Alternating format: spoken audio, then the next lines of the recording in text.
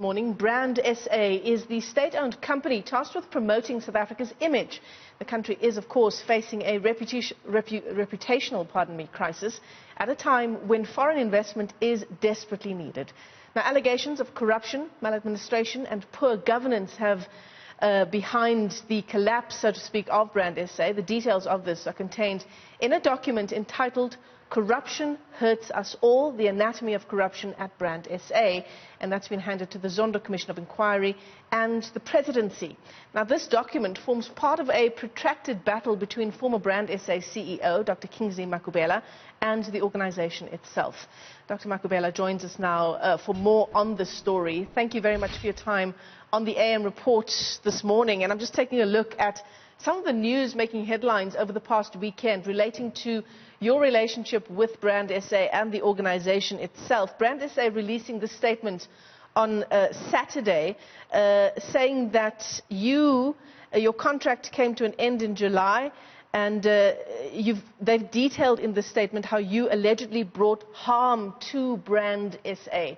Where is your relationship with the organization at as we speak now? Michelle, good morning. My relationship with the organization as a state entity remains very solid because the organization serves the broader country, doesn't serve a particular board. The challenge is to do with the previous board, and the statement you're referring to issued out this Saturday, I've just seen it on News 24, it's issued out by former trustees. And I asked myself, who is in charge? Are the former trustees in charge of Brand South Africa, or do they really think that Brand South Africa is their own personal entity? That's where the challenge is. So do you, by saying that, Dr. Makhubela, do you say that this is in some way personal? I think people have taken this very personal. They never took this very professional. I'm yet to see the statement that was issued out on the 16th. I don't think, Michelle, it's the entire former trustees. I have a good relationship with a lot of former trustees. There are a few individuals who actually thought they had hijacked the entity to serve their personal interests. That's why they are quite keen to even speak about this document. I prepared this dossier, Michelle, to give to the new board so that they understand what's going on as part of my responsibility. And I gave it to them as a CEO of the organization, doing a detailed assessment of what happened. It is based on board minutes. It is based on records of the board, on available body of information that Brand South Africa has. Some of it they should have acted because they constitute serious maladministration and wrongdoing, and the former board did not do anything. Instead, they pursued me and the lady called Nadine Thomas, who was the CFO, who discovered some of the rods that are in the organization. And when we were about to act, we were all suspended. She's also expelled. Yeah. As a matter of fact, she was just hardly a few months in the organization targeted because she discovered serious maladministration and corruption. Would you say, for our viewers who are tuning into the story for the first time, would you say that dossier that you compiled as CEO of Brand SA was the beginning of the end of your relationship with the former Board of Trustees? Well, the former Board of Trustees, the relationship was broken down 2.5 years ago. Michelle, I was kept home for 2.5 years and paid.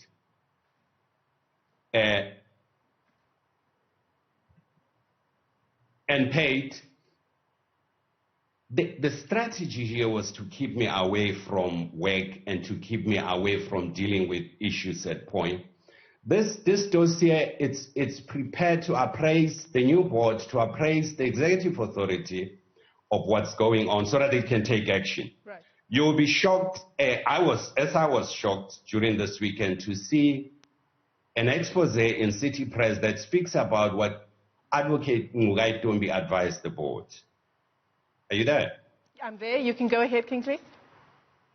And Ngugai Tombi, if you see what they wanted me to do, and these are a few individuals who are still serving the current board, they are saying, the source says Makhubela was expected to provide an affidavit that confirmed names of entities or people who were in possession of the dossier or narrative of the report. Makhubela, the source said, was also required to desist from ever speaking of the report, its existence, or content. As a matter of fact, the current board gave me what they call a settlement agreement, confidential settlement agreement, that required me to hand over all these documents. And I see, and I'm glad that Ngugai Dombi confirmed this, that there will be tantamount to handing over evidence to people implicated.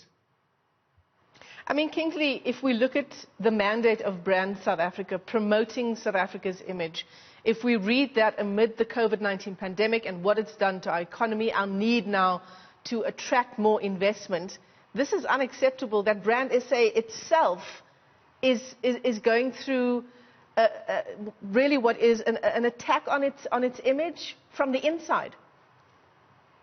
Michelle, it's indicative of the challenge that we're facing as a country. If you look at what's happening, I mean, people are stealing from COVID-19 funds that are intended to help people. So there's a societal problem that requires us as a nation to deal with that. It will keep on manifesting itself in different areas, and it would affect our growth. And I think responsible civil servants like me, and I know there are many others, is to speak up against this thing, irrespective of the consequences, irrespective of the harm or the limitation in career that it may bring. But the country is bigger than all of us, and I think we need to stand up to defend the country and put our personal interests aside. I have done that. And I want... Yeah. Sorry to interrupt you there. You know, the reports talk about an abuse of power at Brand South Africa, corruption, maladministration, a lack of proper governance. I mean, part of some of the issues that you've already outlined for us includes that there were no systems in place to ensure good governance at Brand South Africa. There's also this contract that was awarded to a UK-based agency for so-called reputational management of South Africa internationally, a contract worth 45 million rand. Talk to us about some of the issues around corruption and maladministration there. The dossier is a 52-page document. The problem has to do with some managers within the organization. The previous board that was run by Chichima Ponya, when they came into place, I managed to turn the organization around to get clean audits 2 years in a row.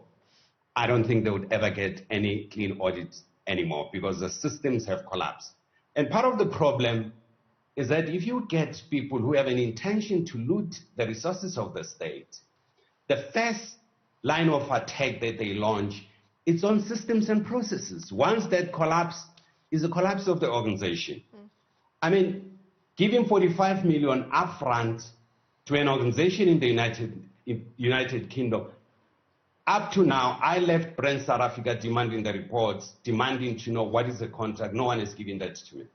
So Kingsley, and I thought this, I think that I must bring to the fore. I can't keep quiet about these things. Yeah.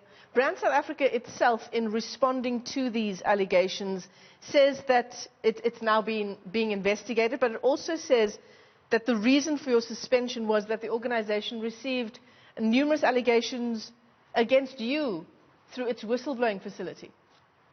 Those allegations, I fortunately didn't have the whistleblowing report. They were subjected to ENS report, investigation, and that investigation cleared me on all of them, except one, sexual harassment, that I was taken to the disciplinary hearing, and the disciplinary hearing has since dismissed that. Now, what you call intractable allegations or investigation, new things started to surface, and all of them without basis. I mean, it can't take 2.5 years to charge somebody for speaking to Power FM. If I was still at Brand South Africa talking to you and admitting that there's a challenge of corruption that we need to deal with. And remember, myself as an academic, any problem that we solve, we first identify what are the causes. We diagnose the problem. And once we've diagnosed the problem, we then provide remedial action. Now, you can't deal with corruption without accepting that there's a problem of corruption. The president speaks about it every day, speaks about it in his own government, and that's why the determination for him to deal with it. And we must help him and his executive to deal with it. And I must give credit to Minister Mthembu for having stood firm in terms of what the board says. From what I'm reading here, the allegations that were made against me have been exonerated because the minister refused to accept the recommendation. And he said, from what I've seen on City Press, his decision was based on sound legal advice because he subjected that to legal advice. More information is still coming about how people subverted the supply chain system to deal with the question of disciplinary action. The disciplinary action ought to be independent, free, and fair. That's what is provided in our system. Mm-hmm. You can't use that. You can't use the disciplinary system and the whistleblowing system. And remember, Michelle, anyone who abuses the whistleblowing system is a criminal offense and is punishable by 2 years. Yeah. The board has the report that speaks about that to say these were lies. Their own report. Have they taken action? I'm really surprised. I saw the statement by Newzroom Afrika saying that management will take action about this. There's no management there. Acting CEO, acting CFO, acting chief marketing officer. Which management are they talking about to take action? 2.5 years has elapsed since they've had their own reports. BO has issued out another report now that implicates people who are currently sitting there. No action is taken. That's why I'm saying the level of impunity we need to address as a society. That's how we're going to inspire other people to stick to government. Other people think, oh, Kingsley is trying to defend his job. That's precisely the problem, Michelle. We cannot look at our job at the expense of the country. The country is greater than my own job. Indeed. And if the country performs well, our jobs, all of us will be secure. Absolutely.